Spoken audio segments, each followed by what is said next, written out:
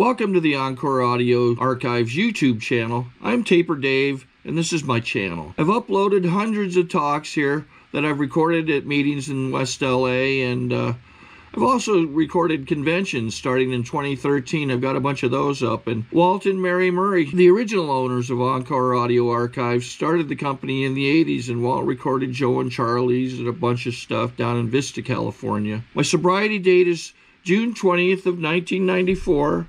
I hope you find something you like, so please like and subscribe to my channel and comment down below. If you want to hear something that I don't have or that you don't see, I'll see that I get it. Anyways, take care and have a great day if you want to. Well, I forgot. The river got deeper and deeper further north you go. So anyhow, my bike club, I got my threw the bike in the river, my bike club had to bring it home. That's another thing. I was really intolerant of anything that didn't work. Well, it got a lot worse. It got to the point where I was in a blackout most of the time. I couldn't help it. And I still, I'm drinking Old Fitzgerald, and I have to have it sent out to me. You can't have it, so I don't get it. I'm drinking booze you can't get on the East Coast, on the West Coast. And so I felt, once again, gave me the elitist attitude, the fascist attitude, the egomaniacal, maniacal attitude that my family taught me. I was born to change the world, so they said. Didn't have that. Didn't. As a matter of fact, this is a story called The Gay and Melancholy Sound, and it's written by Bruno Blair. And this describes my childhood.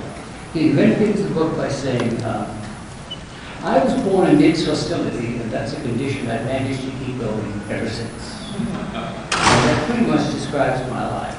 Because where I went, everywhere I went, this is how bad it got. Everywhere I went, there was this hole around me. About that big. About 2 feet up, on me. And no matter where I went, this hole went. I moved around, the hole went with me. Nobody wanted me near him. Nobody wanted me to touch him. Nobody wanted me to drink with him. Nobody wanted me to use with him. Even in the bathhouses, this whole went with me. It was crazy. Because I was not a fun drunk. I could be fun, but most of the time I was pretty ugly drunk. And I was fighting drunk. I hit people. I would go up to the biggest guy in the bar and taunt him until he would hit me. I had to hit him. I said, let's go outside. Let's go outside. Wait, 155 pounds, I weigh 250. I hit him. Finally, they decked me. That was okay. Then I go back to drinking. That happened a lot. So I was 86 from a lot of bars. A lot of bars. Because, little Irishmen, they think they're tough and feisty. My kid brother does the same thing when he gets drunk. We pick on the biggest guy in the bar and see if we can get him to fight. It's not smart. It is not smart. I've been very seriously doing that. I don't recommend it.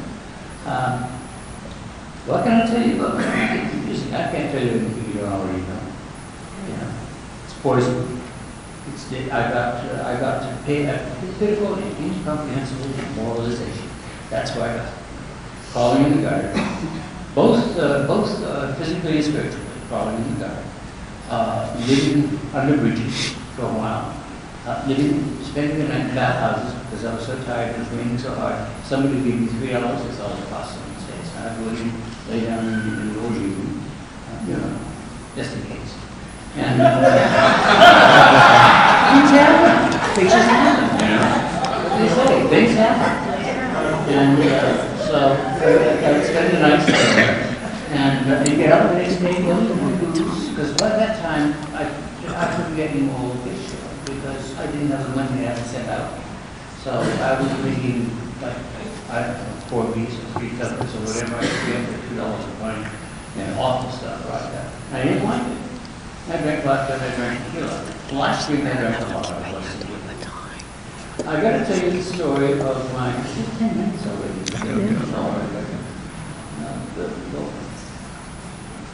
I'm going to tell you very quickly how I got sober. I was on a mountaintop. I had stopped using drugs for about a month, and I was on a mountaintop on a bike run. And I was down in the dust time when people would stop. And at the end of the day, the road captain brought me a birdie. Remember birdies? He brought me a birdie. And he said, here, Bill, I have to serve me. And I get all dusty. And I said, I can't. I took it, and it started to shake. I started to get it to my lips. And I remember the 9 or 10 times before that I had stopped using and drinking, took a sip of beer, and I went looking for drugs and beer and alcohol. That's what happened. This time I didn't. Suddenly, it dawned upon me that if I took a sip of that drink, I'd be off on the merry-go-round, walking down the road all over again. So I didn't take the sip. Later that night, I found myself on kind of a patio from this campus, by the way, was the Lady Girls Camp. And it was up, there was a patio there. And it was a full moon night. I could see the way it was cold. And I was dressed in all that stuff I am now, shorts and t-shirt. But I was walking round and round and round that patio, and all I said was, take me home, take me home, take me home. Crying. I was crying all night. I didn't know that was a prayer from someplace and so deep in me that I had no idea that word existed. I had no idea that kind of faith existed, or that belief. I believed in something that didn't know. A couple of months later, I went back drinking for a little bit, and then a friend of mine, who's a bartender, the lead bartender, was traveling down, we used to be down Gallagher Bridge, because I used to be at the fall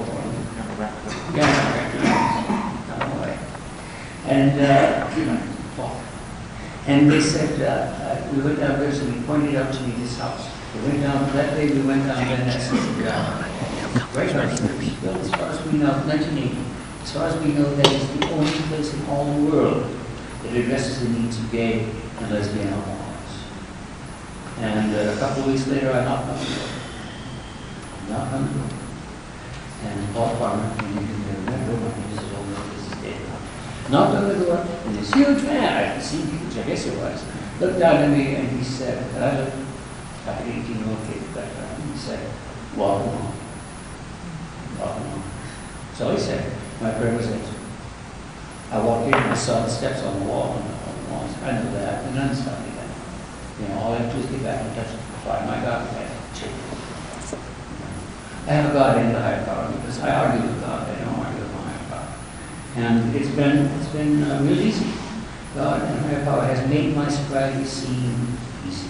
And it has been. He gave me a partner right off the bat, you know, so then that's us and we're still together 25 years down the road. Yeah, I don't know how that happened. He was a sociopath and I was a maniac. You know? Kill each other. But anyhow, I'm sober now 25 years. Amazing things have happened. I wouldn't have it any other way, folks. Any other way. This thing says, all I have to do is look at this and know it. But it sure feels like that these years have gone by much, much faster than the 25 years before when I'm using it. And it's been like a single day, like a single morning or something. I got it that cold game purple. Well, anyhow, I'm Bill Coffey now.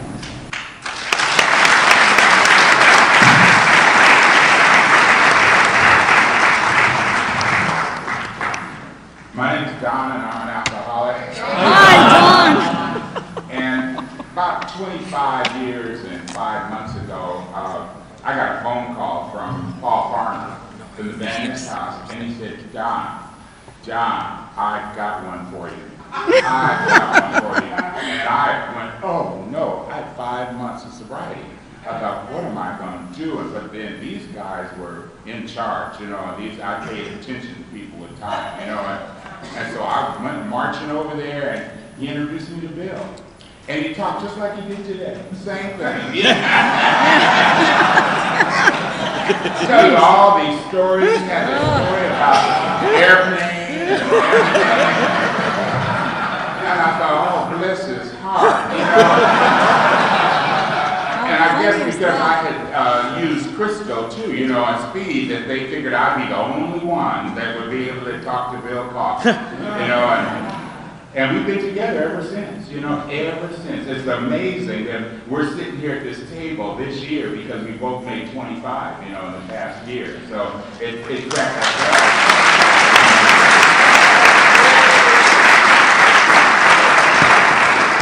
And you know, we work our programs different. He doesn't pay much attention to me. He talks all the time. I said, don't talk, Bill, and he talks anyway. So. But he stays sober, you know, and that's the best thing. He's done some pretty great things around this program. I don't want to take us to another fellowship, but he's done something pretty great. He asked me if he could do it, and I said, by all means, go ahead, and He said, would you help? I said, yeah, and we did it, and it's just been amazing, you know. He actually started Crystal Meth Anonymous, you know, and all the most...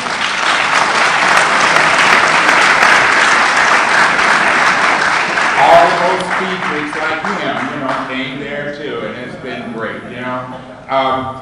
I know, you know, when I was younger in sobriety, I used to come to these things when they had the old timers panel, and I'd come to them thinking, you know, they're going to say something that, you know, really be helpful to me and let me get some time too, you know.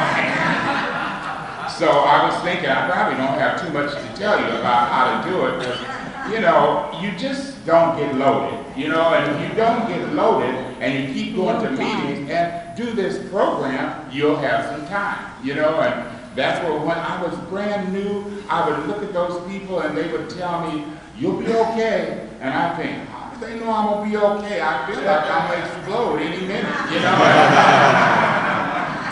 And they were right, I was okay. You just kind of hang in here and do it. I started out right away, you know. I have one of those old dreadful stories, you know, like just all the way to the ditches, you know, and just, you know, trampy and gone, you know. That's right. You know, no sense whatsoever. That's right. Bald head and sweating, and and wearing disguises and everything. They would kick me out of the toilets of America. You know? Don't let her in here. She's trouble. She brings the police. So, you know, through a miraculous set of occurrences in 1979, on a hot summer day, I was led into the Van Ness Recovery House, just boom. And, you know, it was like, here I am, and I didn't know, and I'm shaky, and I'm afraid, and I don't know if I can do this. I've always messed up. You know, I have just done everything, you know, just everything. You know, your mother's looking at you going, And those of you that are black know how that makes you feel. That's good. You know, there you are, feeling like a penny waiting for change, you know. You want to say something smart, but you can't say nothing. That's a good word. Waiting for change. So they were through with me, and I was at the Van Ness house, and these queens were in there in caftans and everything. And they told me to read the big book. I'll never forget that day when he asked me, what are you willing to do? And I was 43 years old on a hot summer day, and I said, anything. I had been through it. I mean, I had been through it, and I know it. Anna was in the house with me. She's from Mexico. She lives in Mexico now. And she's just lesbian, kind of rough, you know, looking. And, you know, I kind of respect lesbians because they will kick your ass. So I looked at her, and she would tell me things, and she looked at me one day and said, you really are tired, huh? And I thought, thank God she knows. So it wasn't any great thing that I would read the big book. They told me to read it. I read it the first day. You cannot imagine what that's like, you know, to read the big book when you have lost your mind. And it's telling you what happens to people that lose their mind. You have lost your mind. You have been an asshole forever. You've caused trouble in the world. Everywhere you go, nobody likes you, and you burn bridges, and you're reading this stuff, and you think, ooh, and you hope it's a loophole. You know, you hope it's a loophole. But there is no loophole. It closes up right. This is the iron wire. And you have to straighten up and do this for the rest of your life. You know, and I remember closing the book at chapter 5 thinking, oh my goodness, this is serious. You know, I thought, I wonder if I'll be able to do it. I'll never forget that day. I thought, I wonder if I'll be able to do this. You know, and everybody's laughing and walking around, and I'm shaking and have diarrhea and couldn't eat and everything. And I'm wondering everything, and I thought, Donald, you gotta do it. You gotta do it. And I've been doing it. I've been doing this thing. I give it my all. I give everything I have in me. I do not mess around. This is the most important thing I have ever done. It says something in there about this thing is only a matter of willingness, patience, and labor. And I'm very lazy.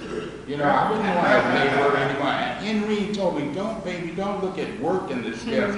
Look at applying the principles. And I thought, principles? What are they? You know, can you imagine, you know, when you steal from dead people and you know, and you don't care,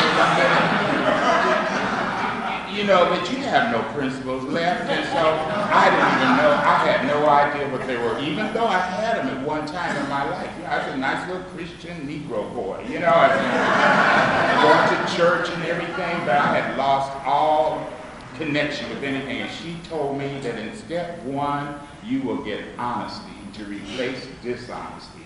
In step 2, you will get faith to replace doubt. In step 3, you will get hope to relieve despair. And in 4, 5, and 6, she told me under the street light on Van Ness Street, one hot night, she said, in 4, 5, and 6, you will get courage to replace that fear. And she said in 7, you'll get humility to replace that pride. And then she said in 8, 9, and 10, you will get responsibility to replace irresponsibility. You know how you do things, don't care if they've been hurt people, talk bad about people behind their back and say whatever you feel like saying about them, you know, and don't even care. You have to be responsibility for your lips. You are responsible for your tongue. It means you cannot just say anything about somebody and think you can get away with it because you say. It says in the book somewhere about that even though the harm done others has not been that great, the twist that it gives to our personality turns us into you know what I mean? You know? And you thought you were getting away clean. No, your personality gets a twist and you're shitty. And then you wonder how come nobody likes you. You know, how come let me go, you know, because you're that type of person, carries that energy around with you. So you have to learn how to watch your lips. Don't talk about people behind their back. You know, be responsible for what you do and say and everything. And I thought, wow, you know, this is something. And she said, in step 11, you will get patience to replace impatience. And I thought, well, okay, you know, and I'll tell you about step 11. I really didn't get going on it really too much until I had 11 years. When I had 11 years, it was like step 11. I don't know how that was, but that's what happened. And I met this holy woman, and she said one day, can you give to the room like this, can you give God 5 minutes a day? Now, you know how smart we are. You know, I thought, 5 minutes, that ain't nothing. I can do 5 minutes, yeah. And so I started doing 5 minutes. And I've been doing 5 minutes since I was 11 years old. And I will not do without it than I would air or sunshine. Just like it says in there, you will not do it. Because it does something to you when you get into this groove. You know, you get into the groove and something happens in the room. It's almost like you just invited this spirit into the room with you. And then it does something inside of you. You can feel it. And if you hold it real good, you can feel it. And you can feel it so good that the tears will fall. Tears will fall because you can feel that love. It's like there's nothing that can separate you from the love of God. I heard it all the time. You cannot be separated from the love of God. I don't care what people think. They tell you the last queen on earth and that God don't love you. They lie. They just lie because God loves us more than we could ever imagine. She told me in step 12 I would get charity, you know, to replace that lack of love that I had, you know. And what that meant was that I had to sponsor people like her. You know, go to meetings and speak when you don't want to do it. You know, go to meetings and just sit there. You know, like because your presence is like important. You know, it's like people tell me, "Well, Don Norman, it's so good to see you at a meeting." I really didn't want to come. I want to stay home and have milk tea and watch, you know, Price is Right. You know, and Desperate Housewives. You know, but I get my ass up and I go to meetings so that I can be seen, so people will see me at meetings. Because I remember Wendell used to do that. I don't know if you guys knew Wendell. Wendell was this old queen that had been around for a long time, and she was here before they had gay meetings. And she did meetings all the time. Wendell would be at meetings, and he'd be sitting up there at the meetings. And I learned from him. That's what I learned from him. I said, I didn't remember everybody's name. And he said, I don't. I call everybody babe. And as two people get people get pissed off at me because I don't remember their name, you know, but I can't remember their name. I smoke crack, you know.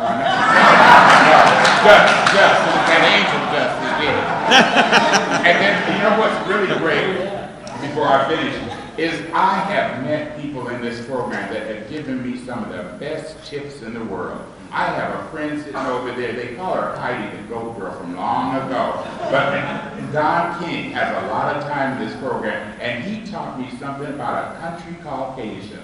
He said, you go over to Asia and you see what's happening over there. And he told me, and I followed his advice. I've never had so much fun in my whole life. Just great to go over there and do that, just because somebody told me what to do. And I have friends that go here, and we go there. We live now. I am dealing with this deal. I got this medical situation that I think is over, but they won't let me quit, you know. And, but I think they killed it, you know. And but at any rate, I'm okay. You know, I'm making it each day, and I think I'll be all right. Thank you very much.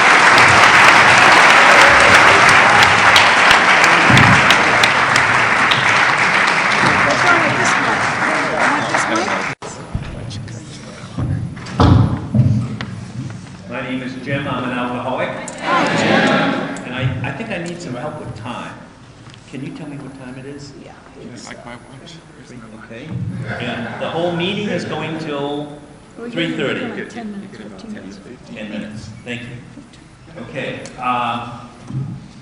In getting ready for this meeting, I made a big list of What's your name? things that I said my name. Did I say my name is Jim? No. I'm sorry. My name is Jim. I'm an alcoholic. Hi, Jim. And I need help with time. I said that. We threw him. I have time. One of the things that was not on the list that kept me sober was going to meetings of old timers. But I've done a lot of things that have kept me sober. Real quick, I was born in Boston, of Irish Catholic family. They drank a lot. I drank a lot. I drank in high school, blackout in high school. I was a sissy, had a boyfriend at 5. Kept back in high school, went to a downtown magnet, and I was in porno at 15. I was tried to get into the white slave but too many of the kids were disappearing. I'd been raped and I didn't qualify as a hustler. And that probably saved me. I went to West Point, the United States Military Academy. Wow. And drank. They taught me to really drink there. We would drink lots of bottles down to the bottom and then another bottle.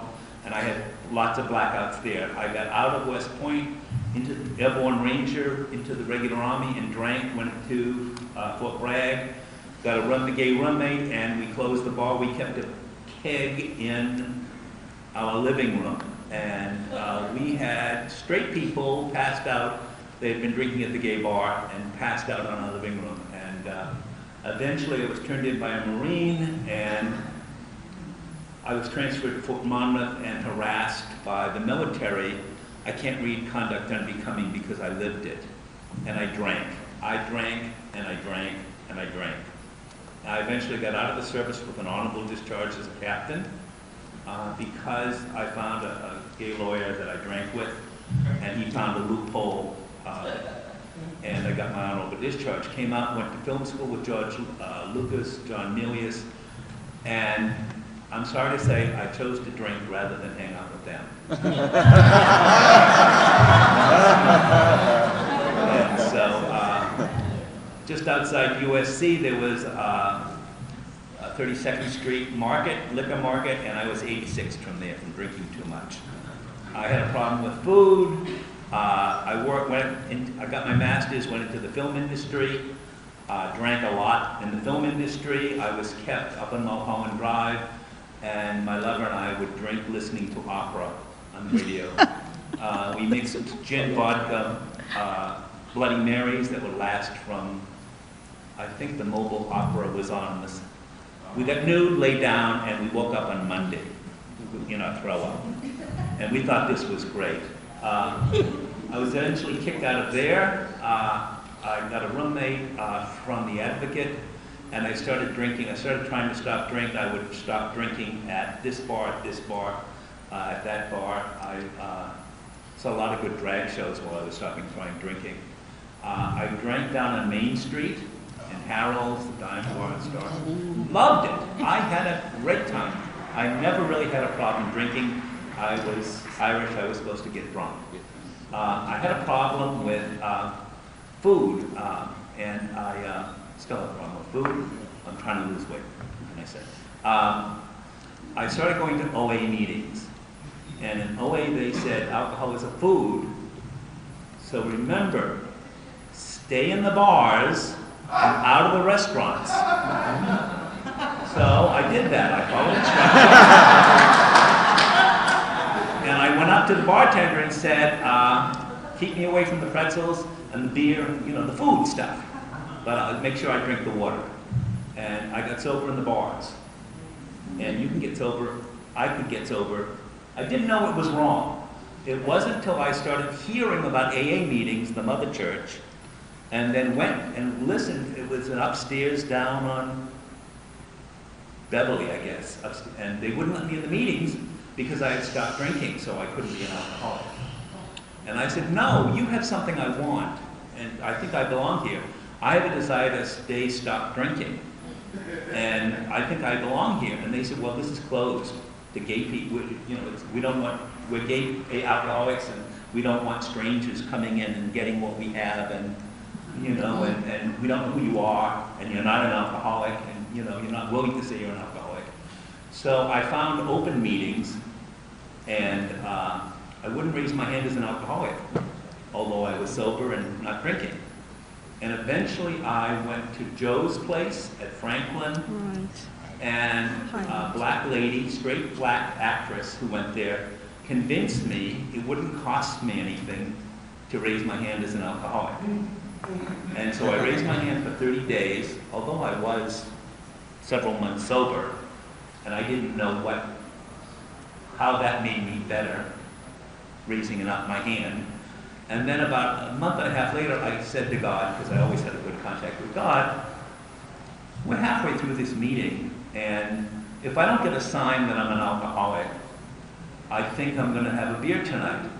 And at the break, a guy came up and said, remember when you were an assistant director and you were drunk on the set, and it rained, and you were out there in the traffic and running around? We had to call the police because you were directing traffic. I said, thank you, God, that's enough.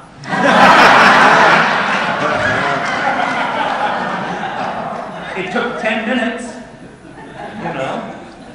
and I stayed sober, and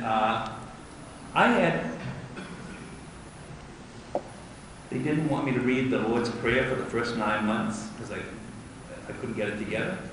My dissertation was turned down for the third time. At USC, I was going for my doctorate, and I have kept all of the dissertations. And the first one, when I was drinking, is garbage. You cannot read it. Second one, and I paid $1,000 for each of them to have them typed up. And I remember when the third one was turned down, I went to Kaiser and said, I am going crazy. You cannot turn down 3 dissertations and expect people to be cool. And they said, if you're willing to drink, our contract says we only deal with people in the first 6 months. And we have a little whiskey for you, and if you'll drink the whiskey, we can treat you as a newcomer. And I said, I can't believe this. And I went out into the hallway and shouted, I'm an alcoholic and I'm sober and I need help. I will not drink your whiskey. It was like bizarre. It was bizarre. And they said, all right, we can handle your madness. and I have, I don't know if I work a good program, but I work a program. I got sober on the outside of the Van Ness house, sitting on the porch, when they didn't have a contract, and Bill and Paul Farmer would take the people to the bathhouses once a month. And now that they have the contract, it's different. And I remember that from my first sobriety, first Christmas, I would go to the alcoholic ward. I now go to Skid Row with the Venettes. And I have sponsors. I have a sponsor now, who is a wonderful, loving sponsor. And I work the steps. And I go to meetings. And I just, the best advice I could give is very simple. And I have done it, so it's my personal experience. Learn to audit meetings. Learn to audit meetings and know that you are still loved. Just I did this straight from here 2 years ago, and I'm just... If you try to stay sober and lead a perfect life, Everybody I wants have to had to fall down, which is my metaphor for that farting, and know that I am still loved. We used to do it with 30 The years line old. is don't drink. It's not about looking good. And I have stayed sober. And I want to stay sober. And I want to get through today.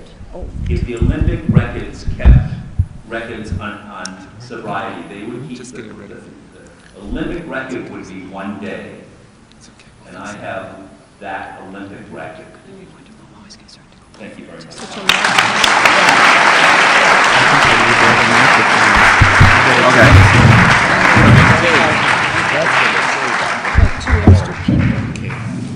I'm Leroy, grateful alcoholic.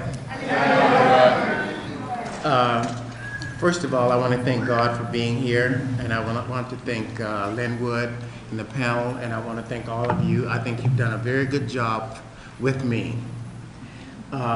Being here on this wonderful Saturday evening, free of drugs and alcohol and prescribed medication.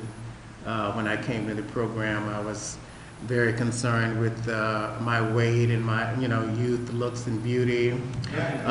With the diet pills, the Valium and the Ritalin, and my Kaiser treatments, which is not true today on Saturday. And all of you know that I would have been well on my way by now. And with the booze and the boys and the bottle and the boyfriends. And it's nice to be here. And I notice I'm tuned into the high energy here today of everyone being here, knowing that it's a sense of business, taking care of business. We're having fun, but the vibration I'm picking up is we're balancing out. We're having an awful lot of fun. Last night, the drag queen. Now, I don't normally come out, and but since Linwood asked me, I haven't been out since years ago when I was new, and my sponsor, it was a requirement to come out and learn how to socialize in sobriety. So we always had to get dressed up and put on a suit and tie and dress your sobriety, because I got sober. I like to call them they were really old-time dedicated people like Marion Chapman. Yes. Somebody would, dress your sobriety, she would always tell us, and she'd come out in her evening gown, a full-length mink coat, and make all the queens scream with jealousy. Yeah. I mean, she was hot.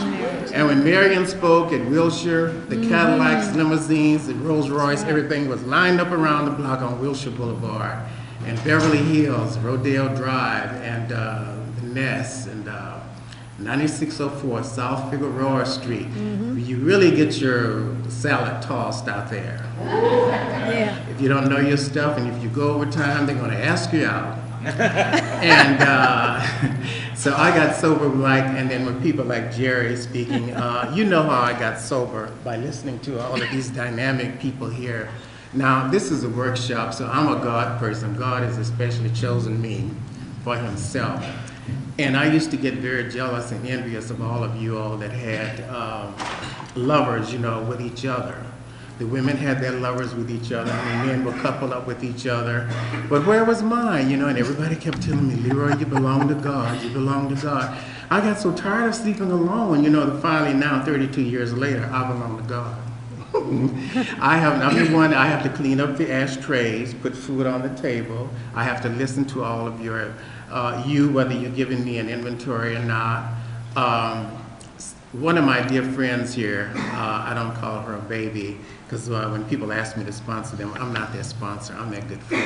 I always tell them God is their sponsor because he's always in. He's never late, he's always on time.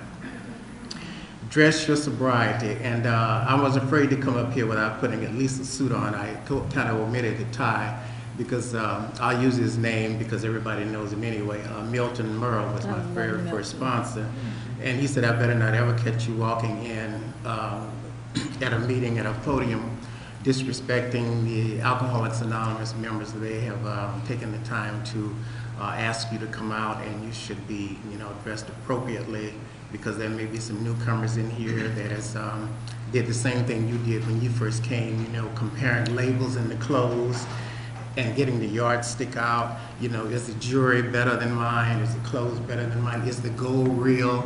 Now that's a very sick alcoholic person. Because I was wondering if your label had European labels in them like mine, and if, I didn't know what an alcoholic was, and it simply was nothing but, a person that is allergic to alcohol, period. That's all it is. I like to talk about my God can in my book. This is a workshop, so this is what I do. I read all of the book. Milton taught me how to read the whole book of Alcoholics Anonymous. I need to know how God called everyone individually, because I have never drank since I've been here. I love God. I like good living. I like to have fun. I like to scream. I'm loud. I like a good time. And, like I said, I probably wouldn't come, but you tell me you're going to have a dance? Oh, well, I'm coming out for that. I'm out for the dance. Oh, yeah, I want to scream and get loud tonight. And that's, I like that. And for my big book, my sponsor had me to read the big book and mark up my pages so that when I have problems, the sponsorship is for me to learn how to be an individual person, not depend on the sponsor, my families and friends, but to get out and go to work and go to meetings and pay for the things that I want. Now I can go to page 86 and ask God for a new car, a house, or anything that I want, just as long as I include all of you. I'm going to get it, have gotten it. I have to get up and go and pay for that car and go to work every day or whatever it is that I want. And that's how I get what I want. And I make a bargain with God too when I want something. And every time I wanted a new car, I said, God, if you get me this new car, I will give the AA members a ride home after work. No gas, everything for fun and for free without strings. The new car just pulls right on up. Then we go into the credit union and sign up for all these papers and payments. Got to be paid, but that's what I asked for, that's what I got. Now, I don't know about the rest of you, but like I say, I like good living. So being jealous and envious and, give me the towels, Gerri. Here you go, honey. And full of greed and grandiose when I got here. The minute I saw any of you get something I wanted, I'm going to have it. And my sponsor told me the way that started was I was afraid to come up and read chapter 5. I was bashful and shy. And he said, well, do you think that the rest of these people in this room is better than you are? What did he say that for? I was up at that podium so quick, I said, no, I don't think so. These AA members, these sponsors are smart. All of you all are smart. We can get each other to do things that our mamas, and I'm not talking about your mama now, I'm not going there. We can get each other to do things your mama and your lover and family and friends can't do, and we can just sit down and, honey, I love you. And that's all we need is that magic word, and it's not to control each other, but to look in our eyes, but it has to be true. Because the AA members are going to look in those eyes, whether they new or old on this program, and they know whether I'm lying or telling the truth. If it's true, then they're going to read it or they're going to write it or whatever. So I would get up there and do that, and he said, Leroy, if you get down here and pick up these cups and everything and you leave God's house in order, your house is always going to be in order. Now let's look on page 127 about your money. If you want money, you're going to have plenty of money if you put God first. On the back of the dollar bill, he turned it over, and that's the way I do when I'm working with people. It says on the back of that money, in God we trust. It didn't say the lover, mama, family, or friends, okay? And he said, now you were raised in church, and you know what the word was. It says, love one another as I love you. And I do have a hard time. I had to learn that too, but the things I had difficulty, that's been my greatest advantage in helping people.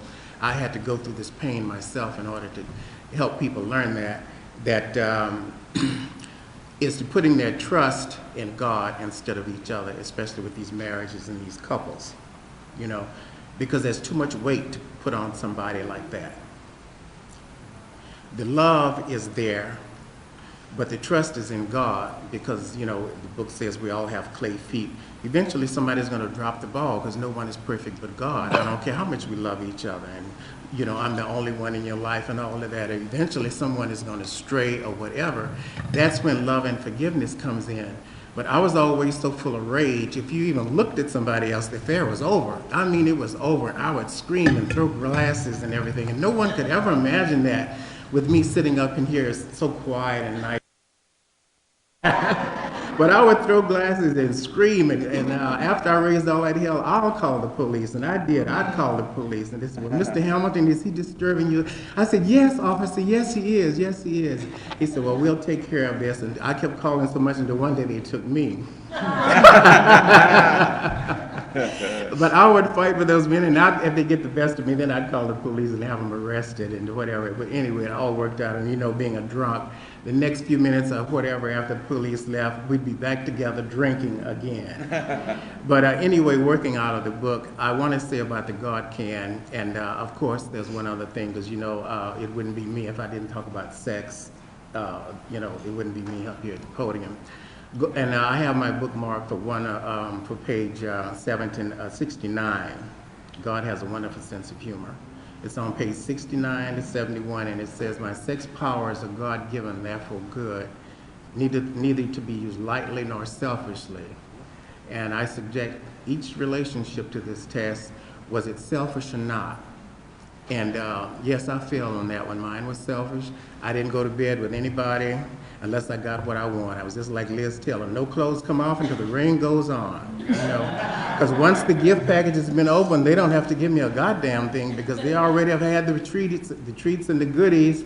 And, you know, and that was very selfish, using people to get what I wanted and then not delivering most of the time or whatever because, you know, I was young trying to get a start in life. And for me, I did a lot of wrong things and a lot of fast paperwork and having the older men give me references that I was barely qualified to handle, but I was, you know, was drinking and I did it. And I noticed God has a wonderful sense of humor, you know, to keep things normal for me. The minute I got up and got dressed, he said, okay, Leroy, let's go and stop and have a drink at the bar before we go and eat something fattening. That's all, you know, that's all I've ever done. I'm a real alcoholic. You know how it is. Mess up just before you get ready to come and do something. So I stepped to the bar and I told the lady, I want a great big bottle of cranberry juice. Well, it's red, just like wine, because I used to love to drink that big half-gallon of Red Mountain wine. So I wouldn't be broke. It's 99 cents. You know, you're always going to have a little money if you get a big half-gallon of wine. And then give me one of those great big fattening muffins. But then he played a trick on me while I was sitting there eating, and just as I was enjoying all this, he said, no. He said, you're going to eat half and save half. And that's when I felt like I wanted to start crying, because I wanted to stuff and eat myself so I could come and face all of you people. Now, that's why I have never drank. I don't recommend anybody doing that. And those chocolate bars it talks about in the big book, that's how I stay sober. When I get upset, but I'm an alcoholic, I like expensive things, I want plenty of it, so I get a great big chocolate bar, those big ones, not the little ones, a great big one, and I eat there and cry and stuff my face, you know. And, but reading the big book, writing the God Can, and admitting that I'm powerless and helpless and I admit complete defeat, that has worked for me these 32 years I've been sober from the very first day.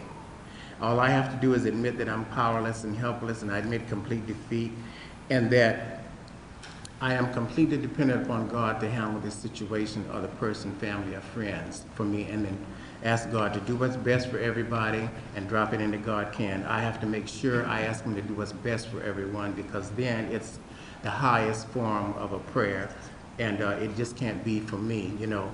Give me all the good stuff and don't give them any. Well, that prayer is not going to be answered because it's not a good prayer, and it's any selfish prayer that I'm praying only for myself, and it's not going to be answered.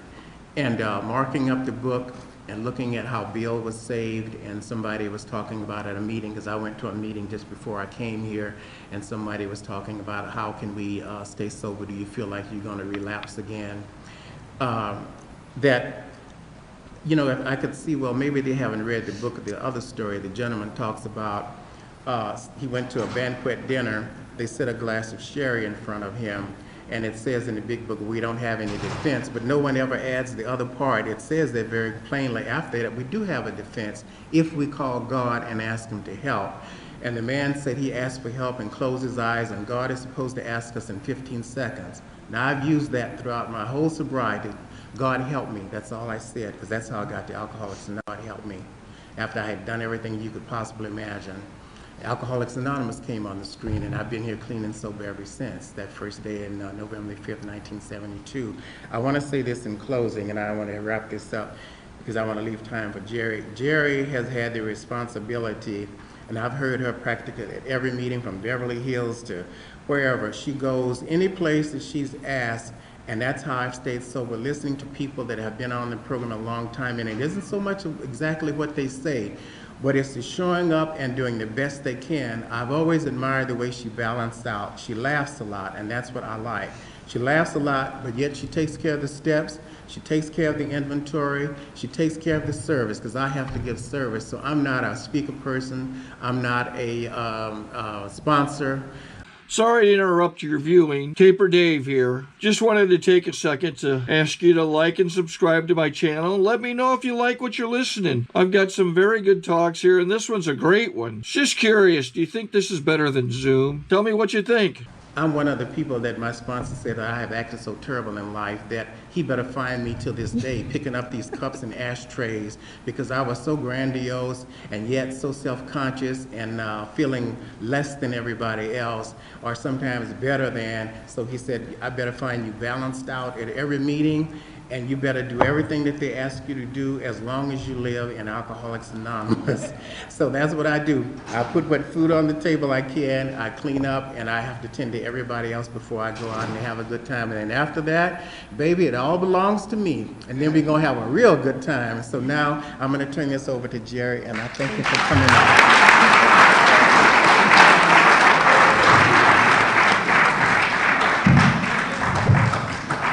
I'm Gerri Estes, I'm an alcoholic. And I drank like a pig. Yes.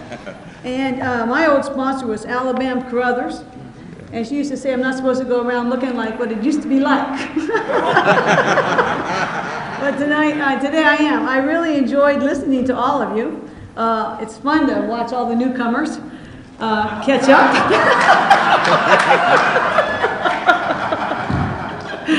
My sobriety date is March 15th, 1969. Yes.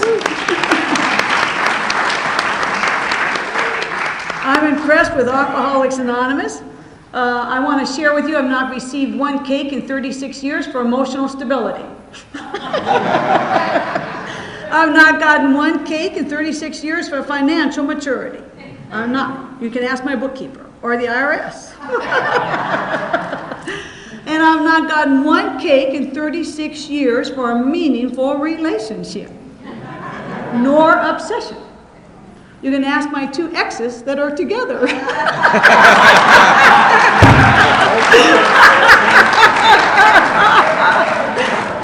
That's really funny for an old pimp. A lot of you, most of you folks, a lot of you have heard me. And I felt anxious because I'm used to doing old-timer panels. We used to have only 3 members or 4 because they know old-timers, we just go on and on and on.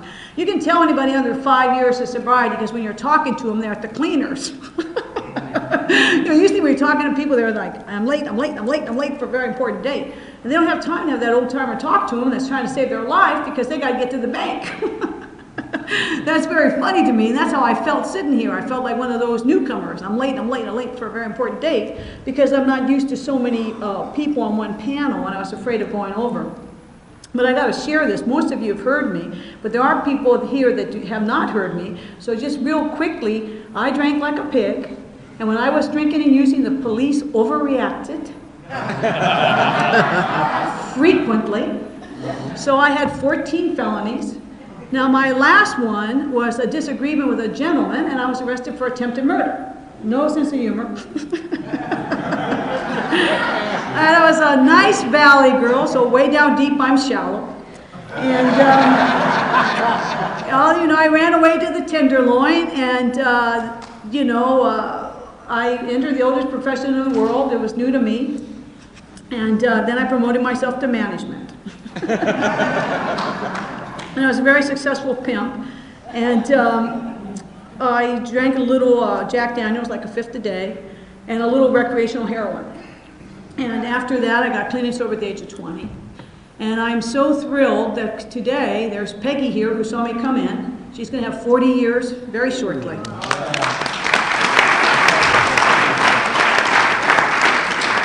You know, I am humbled in this room with the memory of the giants who walked before me. See, I've always loved old-timers. I always look up to old-timers. I believe anybody who doesn't respect old-timers does not have to worry about it because they won't become one. Well, this is good. You can all pray for me. I am not politically correct. I got sober before we had issues. When I got clean and sober, thank God no one came up to me and said I was chemically imbalanced. No shit, I was kicking. You'd be chemically imbalanced too, kicking a fifth of heroin and a fifth in Jack Daniels. And thank God, I'm just sharing this, thank God no one ever came up to me and said I was suffering from ADD. I never suffered from ADD when I was scoring, did you? I am so grateful no one came up to me. And thank God no one came up to me and said, you should be antidepressed. My sponsor told me when I was new, if I was not depressed, I was on Thorazine. It is depressing. If you are new, welcome to the bottom. This is it. That's the honest to God's truth. For 36 years, I have never sold Alcoholics Anonymous. I do not believe in selling a mirror. You know? I don't believe that I'm here because I had an act of Gerri. I am here because 36 years ago I had an act of providence, an undeserved gift. God took me and lifted me out of a psychic sewer. You know what a psychic sewer is? I, me, and more. You drink too with that mentality. So anyhow, I had a moment of clarity, and I didn't know that God had a sense of humor and was going to get my sober little dyke's ass to Reseda.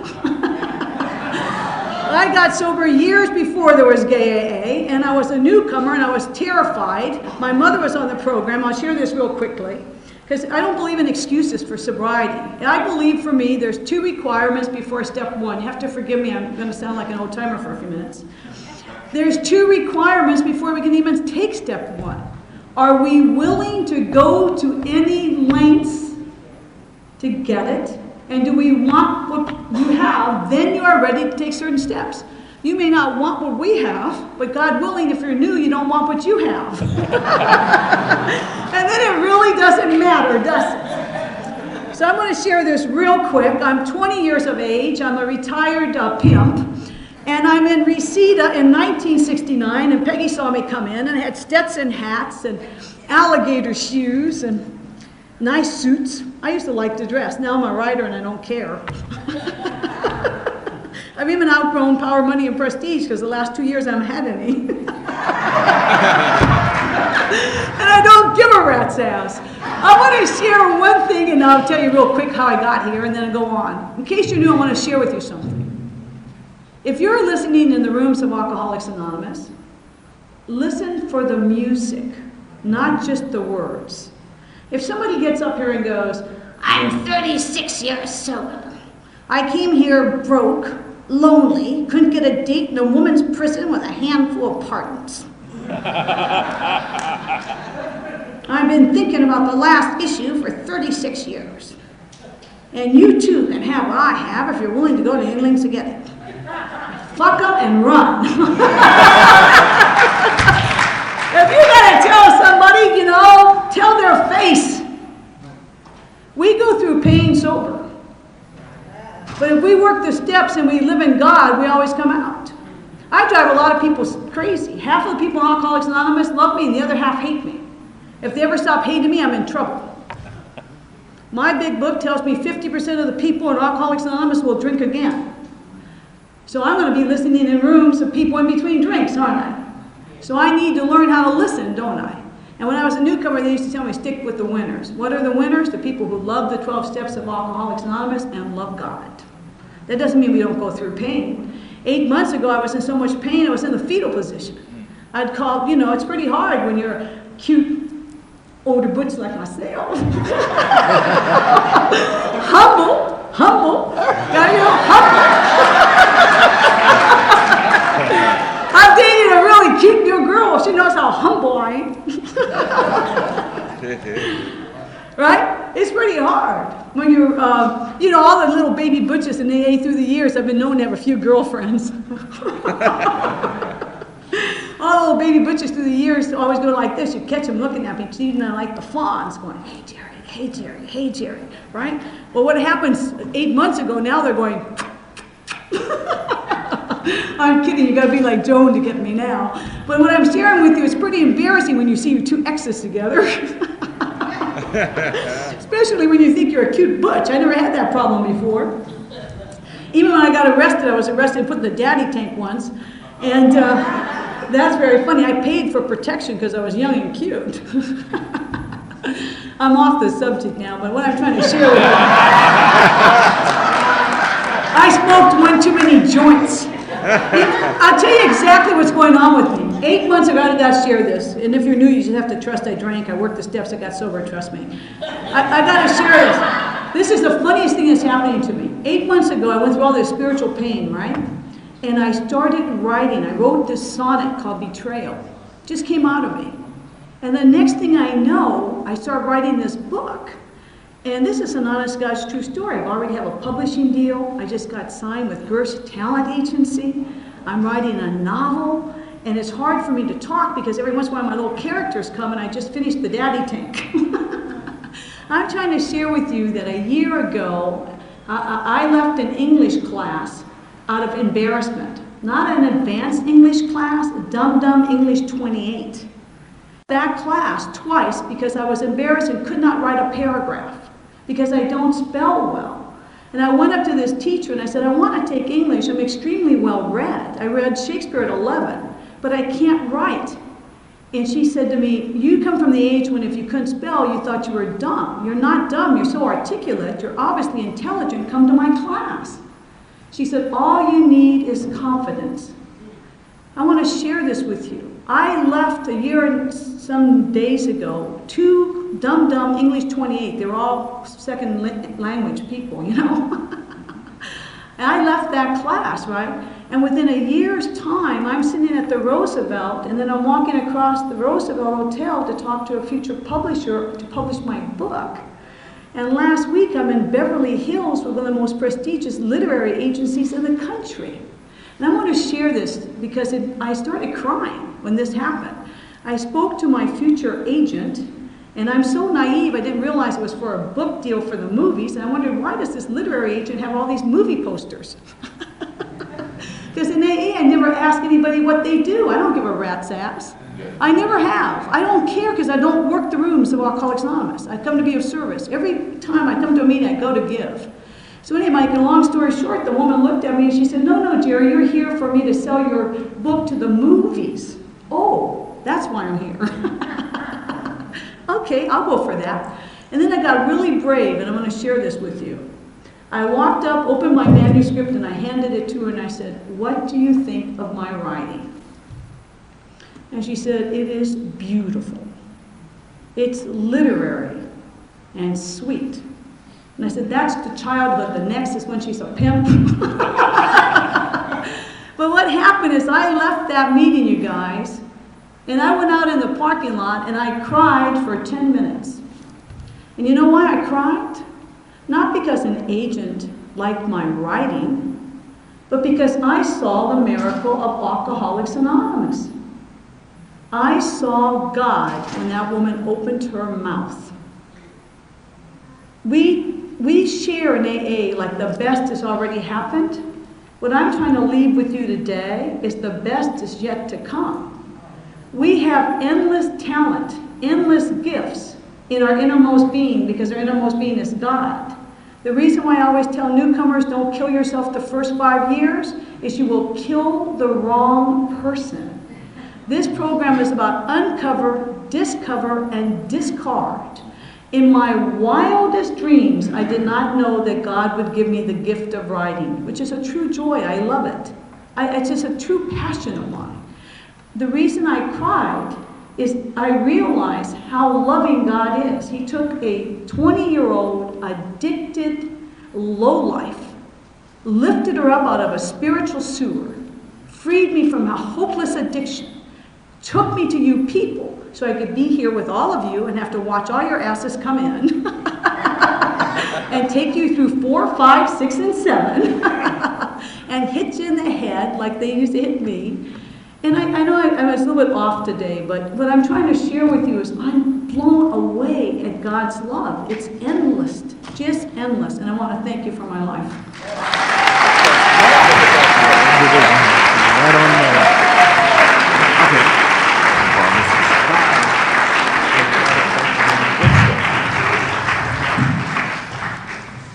All right, now we'll open up for questions. We just have a few minutes, so please make your question brief. Who would like to start? David F. back there, do you have a question? No questions? Yes, I have a question. Okay. You mentioned that even at this professor, thank you all for your share. I understand that amazing contributions to all of you from 130 years plus. Thank you. My question for you and for anyone on the panel, you discussed that even with this many years, you go through such spiritual pain that you end up in a fetal position. What do you do? Hold on a second. What do you do? Look, first of all, let me share with you something. I believe you can be 50 years sober, die, and put your brain in a bucket of Jack Daniels. You're going to hear,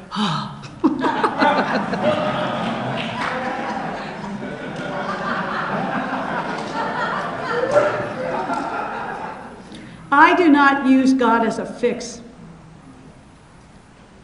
You will never be sober long enough to beat the human condition. JC said, I come with a sword. It's painful for psychic growth.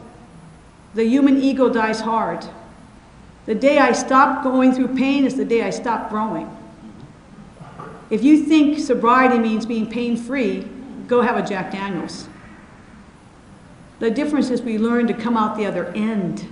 Uncover, discover, and discard. I don't stay in the fetal position, that's all. Thank you very much.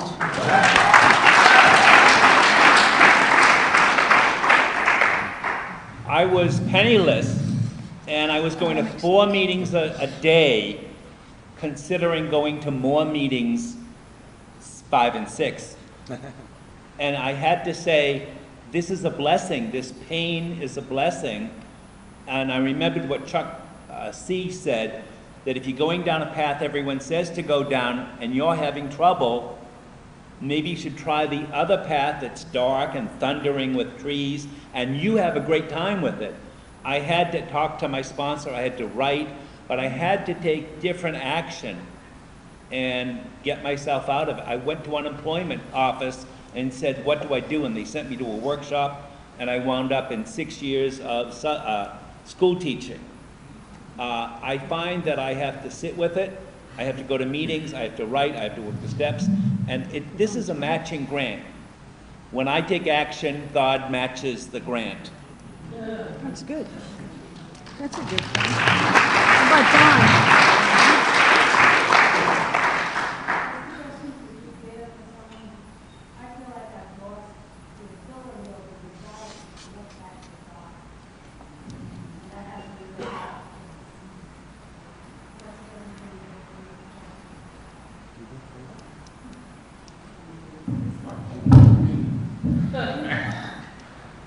She said she's lost her connection with God, and what would we suggest for you to get that back?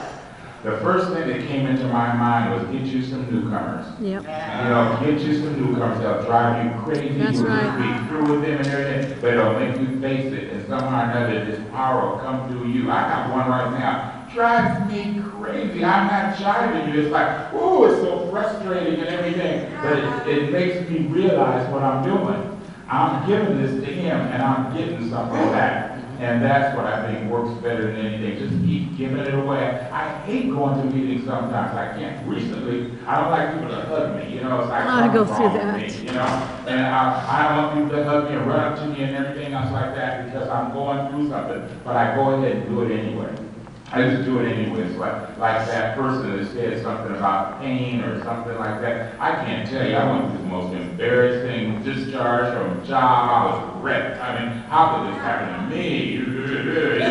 But I did it. It was not something, I did it. And then after that, they said, well, Mr. Norman, it looks like you have hepatitis C and you have cancer in the prostate. And I thought, ooh, you know, I said, my goodness. And so I went home and I lay down, you know, and I lay there for a while, and they gave me a shot of something and made it worse. I went into menopause. I mean, do not say anything about women in menopause. I will go to blows with you. Women go through it. They go through it. I'm not jiving you. So, and I was in this position, and I was laying like Gerri on the couch. I wouldn't get off the couch. I was, devastated. And I'm thinking, and I wouldn't get up off the couch.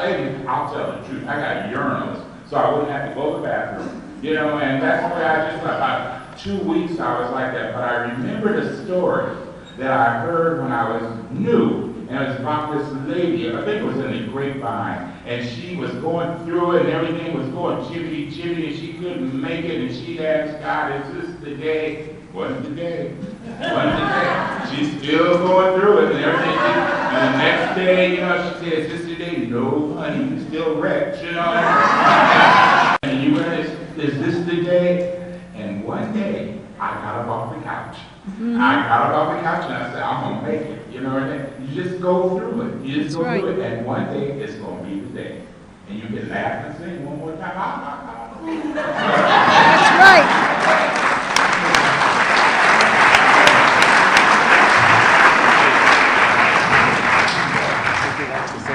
I'll do it real quick. I periodically lose sight of God. And, but I'll tell you, I've had several experiences from 1998 on where he was there. And each time I came out of memory of a whole major operation, it's like prostate, I had that. And I had 5-way bypass, and I had 2 collapse lungs.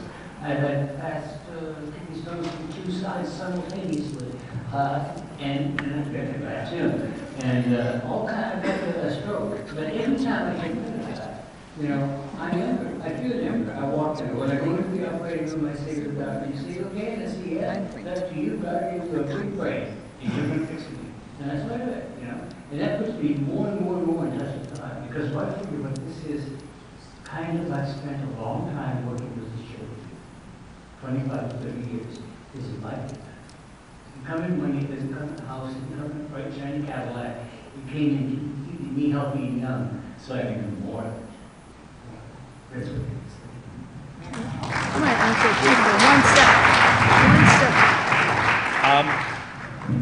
step. In the 27 years that I've had, I've found that it's rather natural to change higher powers. That like every 7 years, I have changed the higher power I have today is not the higher power I had in my first year. And I have sponsored priests who have come in and they want to pray to the God that they knew in the seminary, and it doesn't work. And so I have this joke that this is like Rent-A-God.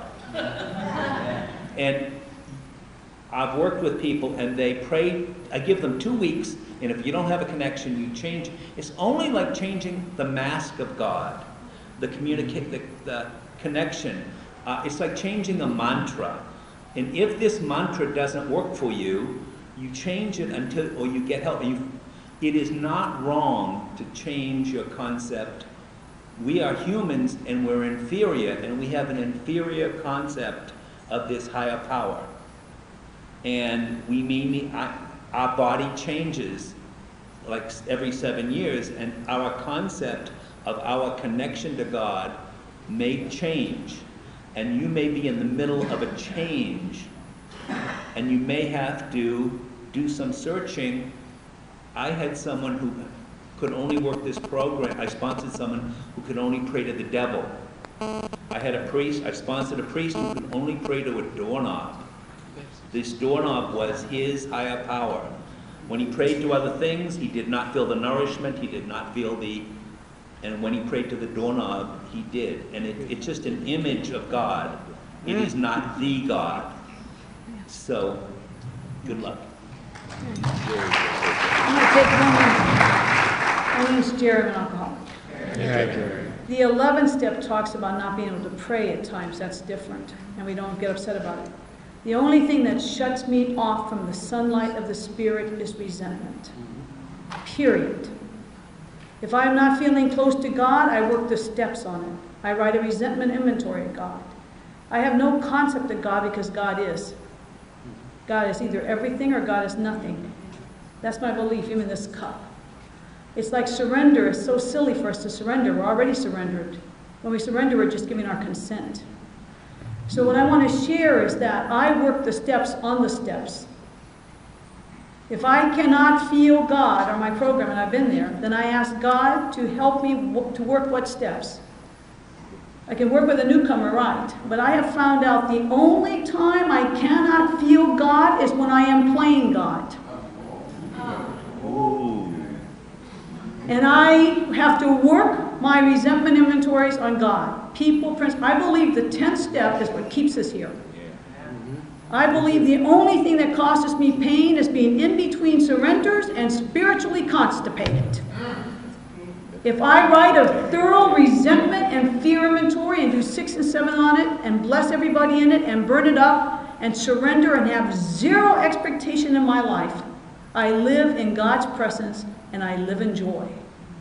So resentment is the thing that shuts us off from the sunlight of the Spirit, always has been and always will be. That's all. Thank you.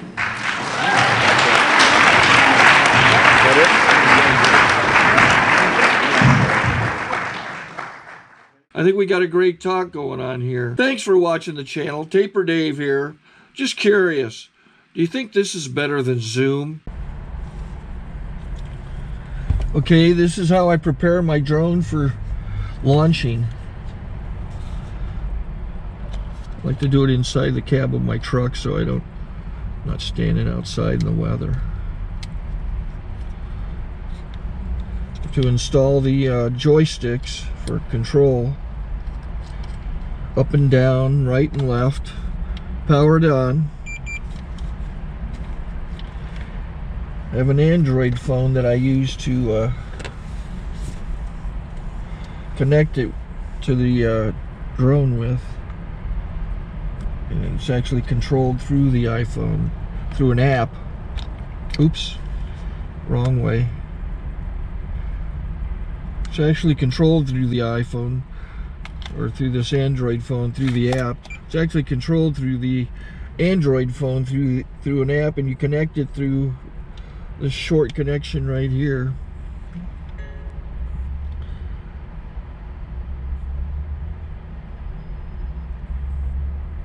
Remote control connected. Remote control's connected. So I pull out the drone. I have to extend the legs. Long legs extended first, then the short legs. Remove the gimbal protector. Set that aside, then power it on one short burst, then one long burst. I lay it down. So I have to go to calibrate. So the drone's not connected yet. It shows you here as this drone gets disconnected, even though the remote's powered on. So the drone has to establish it's connected. So I go into the app to calibration mode. First I'll calibrate the remote controller. Start calibration. Out, in, oop, out, in, up, down, and then this little wheel is to control the gimbal. So it's calibrated. go to gimbal calibration, start calibration, and then it calibrates the gimbal. I don't know if that shows up. The gimbal's moving all over the place. Changes, you can see it on the video. And I'm calibrated to take off. It's acquired 7 satellites at the moment. There are 26 satellites up in the sky, which it has to acquire before you can take off. So it's connected. It's got enough satellites. This is white. I can go to press this little arrow button, swipe right to take off, and it would start the motors if I slid this to the right, but I'll wait till I get outside. Don't want to do it inside.